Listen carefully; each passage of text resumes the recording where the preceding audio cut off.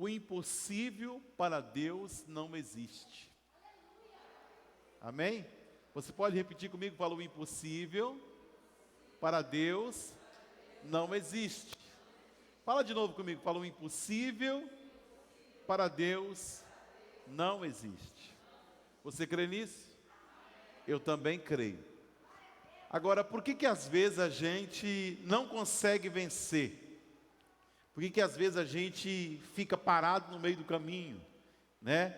Então a gente vai aprender hoje com uma personagem bíblica que não tem nome, mas ela é conhecida na Bíblia como a mulher do fluxo de sangue.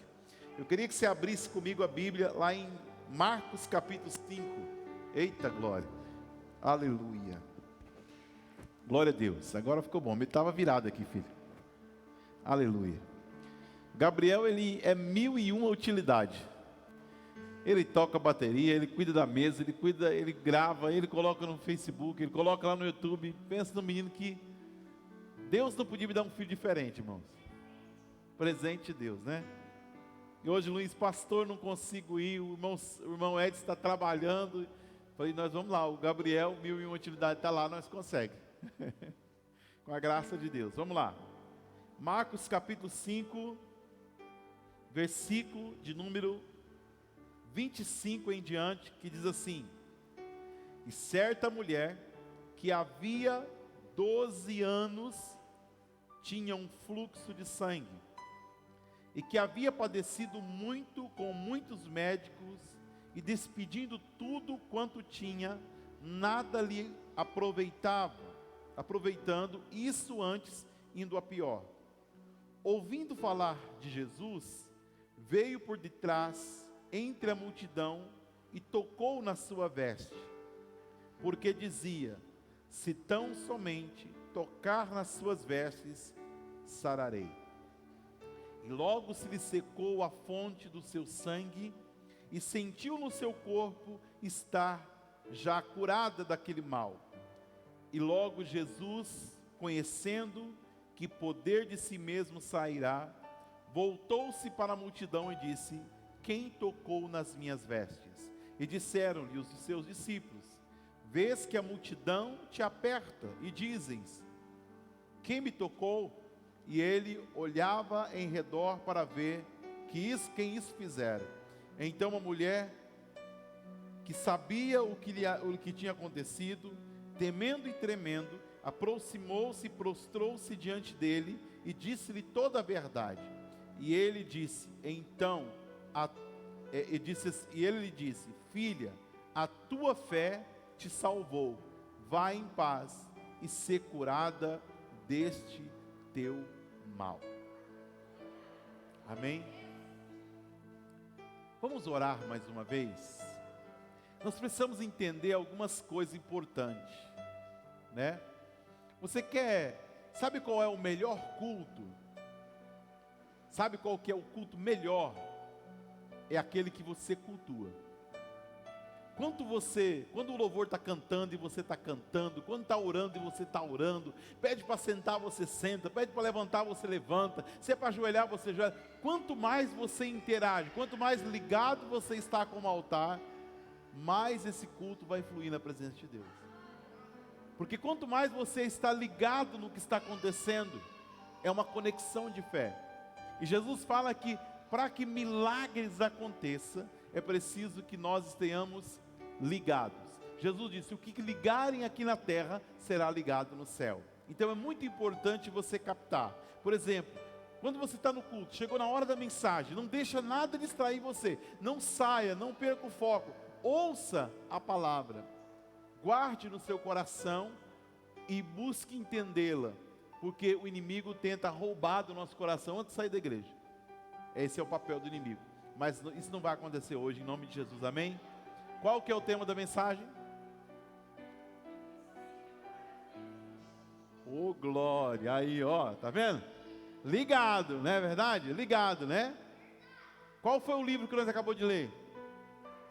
Marcos, né? Vendo?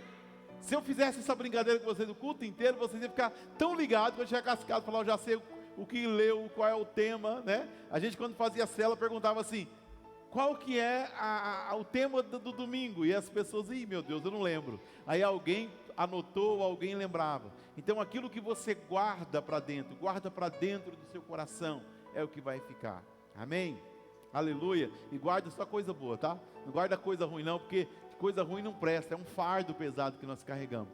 Então coloque a mão assim no seu coração e fala comigo: Senhor Jesus, diante da sua palavra, eu me conecto com a palavra do Senhor e te peço, Espírito da verdade, ministra no meu coração a sua palavra, porque a fé vem pelo ouvir, e ouvir a tua palavra, e sem fé é impossível agradar ao Senhor.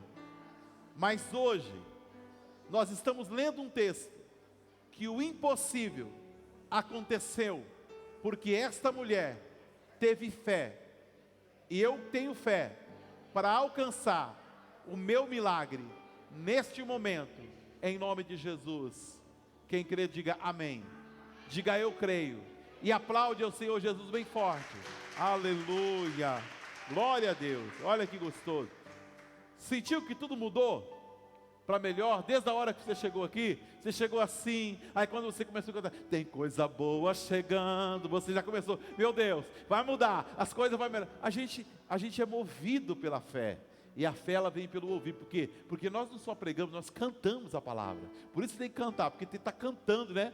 Como cantou aqui Jó, né? Nós estamos cantando a verdade do Senhor e sendo ministrado pelo Espírito Santo.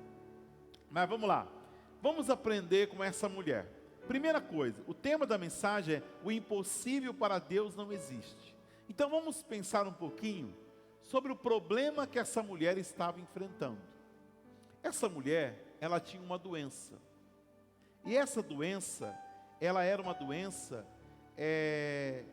incurável. E por ter 12 anos, ela tinha se tornado crônica. Então essa doença, para a ciência daquela época, não havia cura, pois ela havia gastado muito, ou tudo que tinha, com muitos médicos, e o seu estado ia de mal a pior, não havia melhora. Então ela estava diante de uma situação, porque você já prestou atenção, irmãos, que sempre, em qualquer época da vida, houve uma doença que não tinha cura? Na época da Bíblia, esse era um problema que eles não encontraram solução. A lepra era um problema que para muitas pessoas não havia solução. Outras doenças eram um problema que não havia solução. No nossa época hoje, existem doenças degenerativas e raras que não há solução. Há poucos dias eu conversei com uma irmã muito querida, conheço eles desde quando me converti. O marido dela foi o professor da escola de bíblica quando nós estudamos para formar a classe de batismo, o diácono Alexandre. E o Alexandre e a esposa dele falou: pastor, ore pela nossa família, porque a minha irmã perdeu uma sobrinha de 14 anos. Ela descobriu uma doença degenerativa e foi até a morte. Então sempre houve isso, sempre houve situações em que não havia cura. Então não era diferente. Essa mulher tinha uma doença que os médicos daquela época não encontraram solução. Talvez se fosse hoje, ia fazer um exame detalhado do útero, talvez ela tivesse um mioma, talvez ela tivesse um câncer, talvez ela tivesse algo errado. O médico ia cortar, tirar o útero fora, fazer alguma coisa. Mas naquela época não havia esse recurso. Ela tinha um problema, que para a ciência limitada da época, não havia solução. Mas aqui eu aprendo uma verdade: aonde há o limite do homem, entra o ilimitado de Deus. Você não entendeu? Aonde o homem não pode fazer, é onde começa o milagre do Senhor. Exatamente aonde você não consegue mais forças, não consegue mais resolver.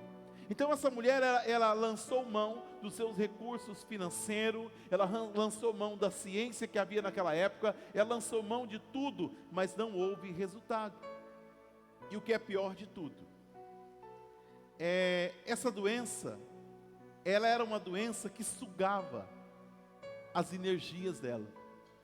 Toda doença, ela suga nossas energias, mas uma hemorragia que não sara, que se torna crônica, leva a pessoa a uma anemia crônica. E ela era extremamente anêmica e fraca. E o pior de tudo, como se não bastasse tudo isso, essa doença levava essa mulher a uma exclusão social, aonde ela não podia ter contato com as pessoas. Eu queria que você pegasse a sua Bíblia comigo e abrisse no livro de Levítico, capítulo 15, e lesse comigo do versículo 17 em diante. Levítico, você vai lá no primeiro livro, é Gênesis, e aí você vai caminhando aí. Depois de Gênesis vem Êxodo, né? Depois do Êxodo vem Levítico, justamente no capítulo de número 15 de Levítico.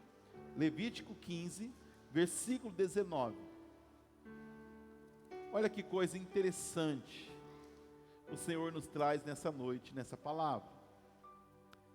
Diz assim no versículo 19: mas a mulher, quando tiver fluxo e o seu sangue estiver na sua carne, estará 7 dias para a sua separação, e qualquer que a tocar será imundo até a tarde. Tudo aquilo que sobre o que ela se deitar durante a sua separação será imundo. Tudo sobre o que ela assentar será imundo. E qualquer que tocar a sua cama lavará as suas vestes e se banhará em água e será imundo até a tarde. E qualquer que tocar alguma coisa sobre o que ela se tiver assentado, lavará as suas vestes, se banhará com água e será imundo até a tarde. Se também tocar alguma coisa que estiver sobre a cama ou sobre aquilo que ela se assentou, será imundo até a tarde. E se com efeito qualquer homem se deitar com ela e sua imundícia estiver sobre ele, imundo será por 7 dias. Também toda a cama sobre que se deitar será imunda. Também a mulher, quando tiver o fluxo do seu sangue por muitos dias, fora do tempo da sua separação, ou quando tiver fluxo de sangue por mais tempo do que a sua separação, todos os dias do fluxo do seu sangue será imunda, como nos dias da sua separação. E toda cama sobre o que se deitar, todos os dias do seu fluxo, ser-lhe-á como a cama da sua separação, e toda coisa sobre que se assentar será imunda, e conforme imundícia da sua separação, e qualquer que a tocar será imundo. Portanto, lavará as suas vestes, se banhará com água, e será imundo até a tarde.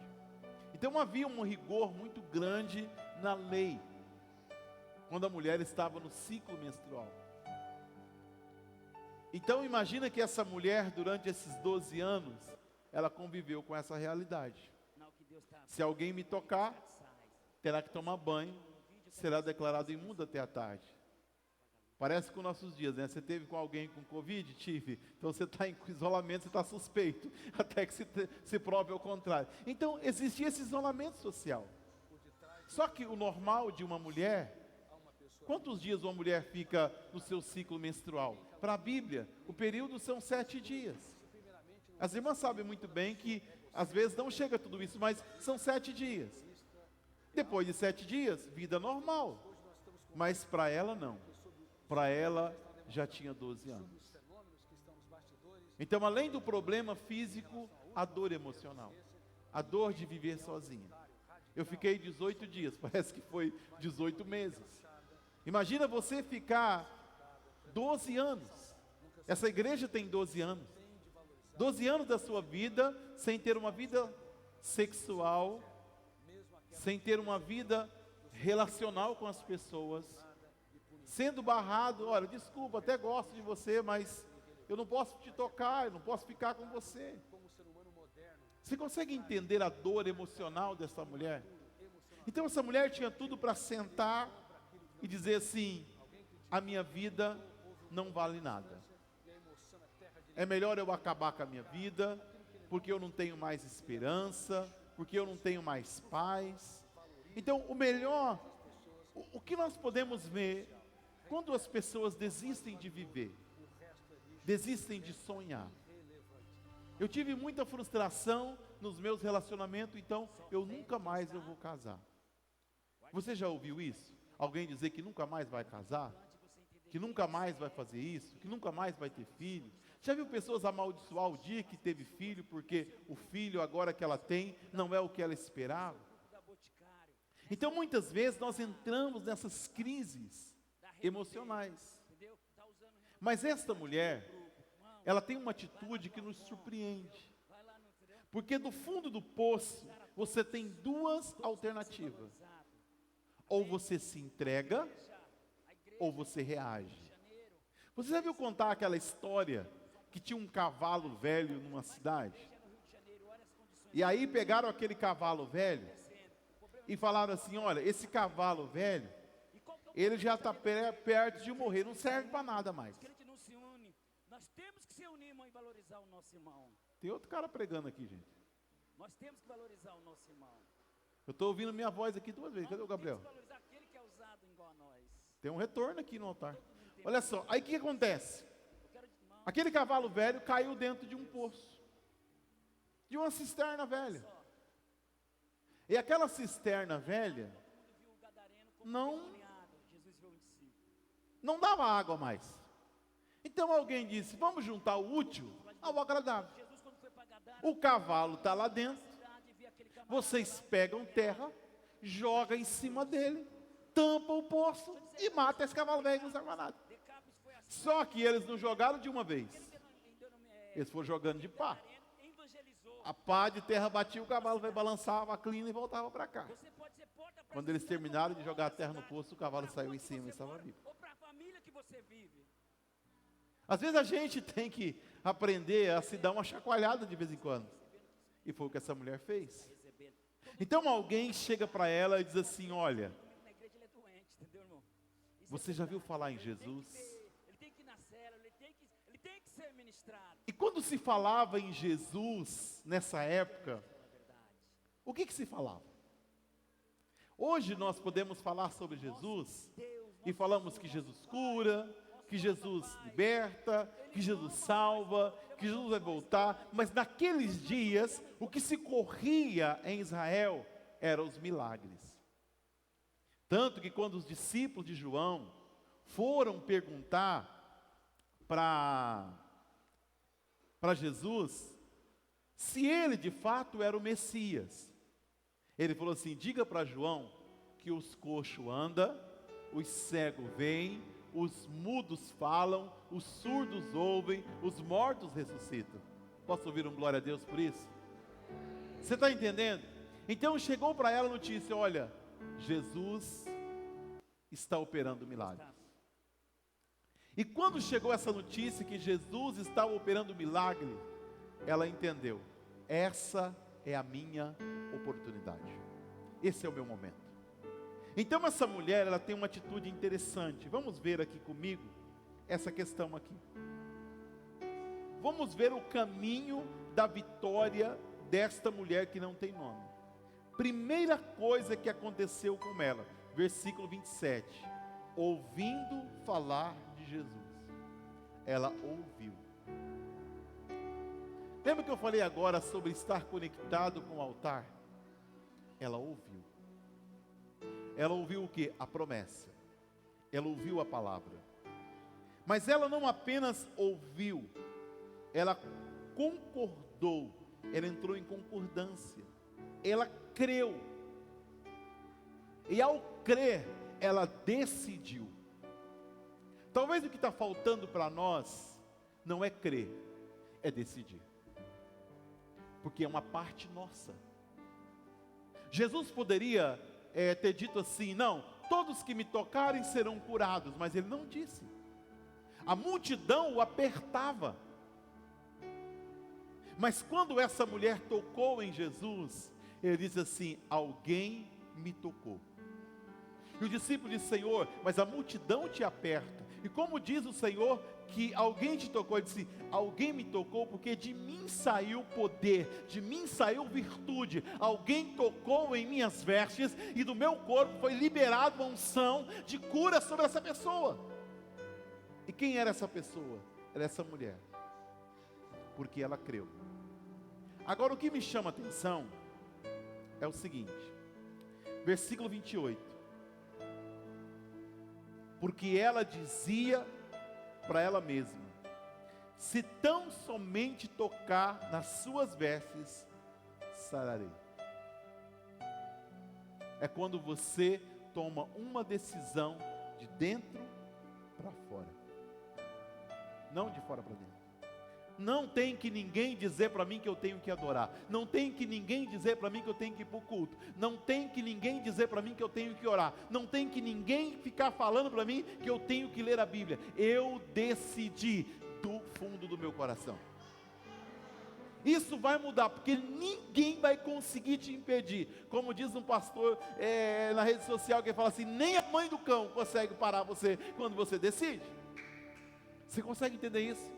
É uma decisão sua. Então essa mulher decidiu, anêmica, doente, excluída, acabada, desesperançada, mas ela disse, eu vou tocar, porque eu creio que quando eu tocar, eu serei curado. A diferença dela é que ela acreditou.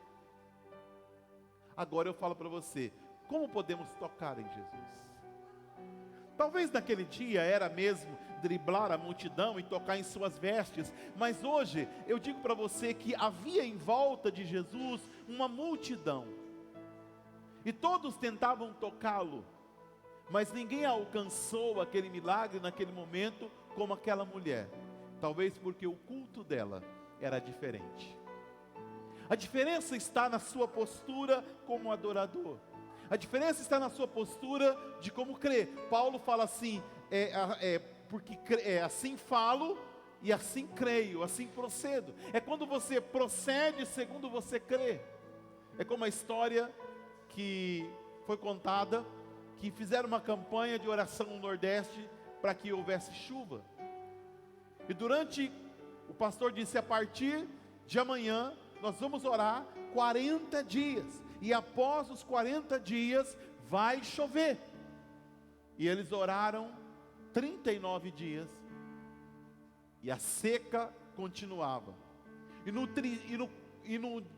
dia que era o último dia, um menino de 12 anos levou um guarda-chuva. E quando ele entrou no culto, as pessoas riram e perguntaram, por que você trouxe esse guarda-chuva? O culto é à noite, não tem sol. Ele disse, porque nós estamos orando para chover, e eu trouxe porque vai chover quando acabar esse culto. Então ele agiu como ele acreditava, e Deus honrou aquela campanha, talvez pela inocência de fé daquela criança. Então essa mulher chamou à existência aquilo que não existia. Ela disse assim, se eu tocar, eu serei curado. E ela tocou Jesus. Ela tocou em Jesus, e a Bíblia diz que ela sentiu em si ser curada. Então, como foi o caminho da vitória? Fala comigo, ela ouviu, ela creu, ela decidiu, e ela agiu. Então fala, eu preciso ouvir. Vamos lá, bem forte. Fala, eu preciso ouvir, eu preciso crer, eu preciso decidir e eu preciso agir. Amém? São 4 passos importantes. Eu preciso ouvir, crer, decidir e agir. Agir. A ação em direção ao milagre. Porque muitas vezes nós sabemos que algo na nossa vida precisa mudar. E nós ficamos assim esperando. Ai Deus, faz um milagre. E Deus diz assim, eu faço. Mas você vai ter que passar pela multidão e tocar no manto. Vocês estão entendendo o que eu estou dizendo? Você precisa, ela teve que ter uma ação. Ela teve que parar a sua vida. Tem momento que você vai ter que parar os seus projetos, parar os seus sonhos, colocar tudo diante de Deus e falar, Senhor, eu quero realinhar a minha vida com o seu coração. Para que os nossos sonhos, os meus sonhos, sejam os seus. E que as minhas conquistas seja o louvor da tua glória. E a Bíblia diz que, fechando aqui para a gente ir para casa, com essa palavra no coração,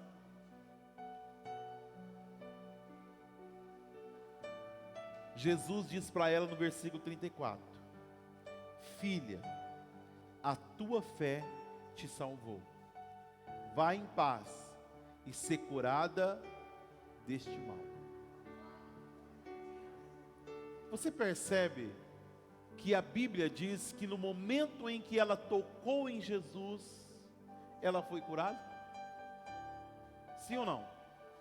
E por que Jesus diz para ela assim: filha, a tua fé te salvou, vai em paz e ser curada deste teu mal? Porque a cura completa dela veio pela sua convicção de fé. Jesus fala assim: a tua fé te salvou. Se tem uma coisa que Jesus sempre elogiou no Novo Testamento, foi a fé das pessoas.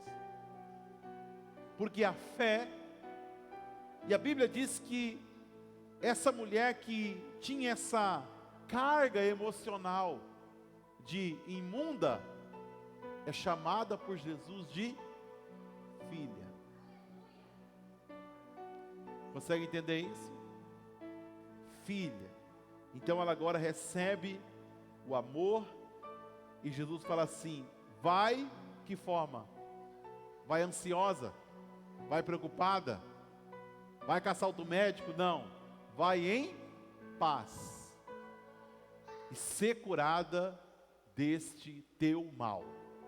Jesus dizendo assim: olha, vai debaixo da minha palavra, que vai dar certo.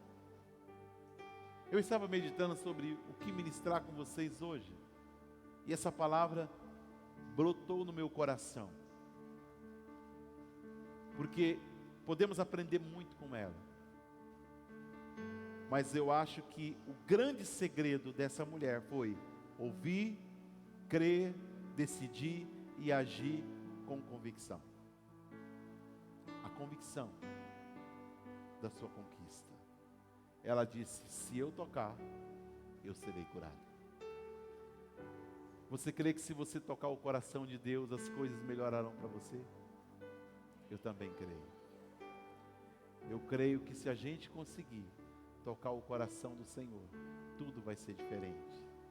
E eu queria que você observasse não pela cura apenas física dessa mulher, mas pela cura emocional. Imagina que ela saiu de lá leve, olhando para as pessoas e sorrindo, dizendo assim: agora eu vou poder visitar meus amigos, agora eu posso sonhar ter um relacionamento, agora eu posso sonhar ter uma vida nova. E a vida dela nunca mais foi a mesma. Mas a Bíblia não conta o nome dela. Por quê? Porque se ela se chamasse Maria, se ela se chamasse Joana, se ela se chamasse outro nome qualquer, nós ia dizer assim: ah, se eu tivesse a fé de fulano. Mas Jesus disse que era uma mulher com um problema. Mas quem fez o milagre foi Jesus Cristo de Nazaré. E Ele está presente no meio de nós. Se coloque de pé, vamos orar. Aleluia. Eu queria que vocês cantassem de novo aquele louvor: Vitorioso és. Eu não decorei o nome ainda. Nós vamos encerrar com aquela canção. Você só tem 5 minutos para cantar essa canção. Então você se organiza aqui rapidinho. Vamos terminar no horário, certinho.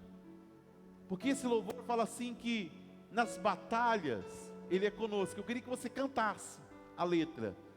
Coloca aqui, Lucas, a letra. Se cantasse essa letra com muita graça, né? Se você puder até ficar mais longe de alguém para não ter perigo, você puxar a sua máscara, para você cantar mesmo, falar assim: eu vou colocar para fora essa verdade que essa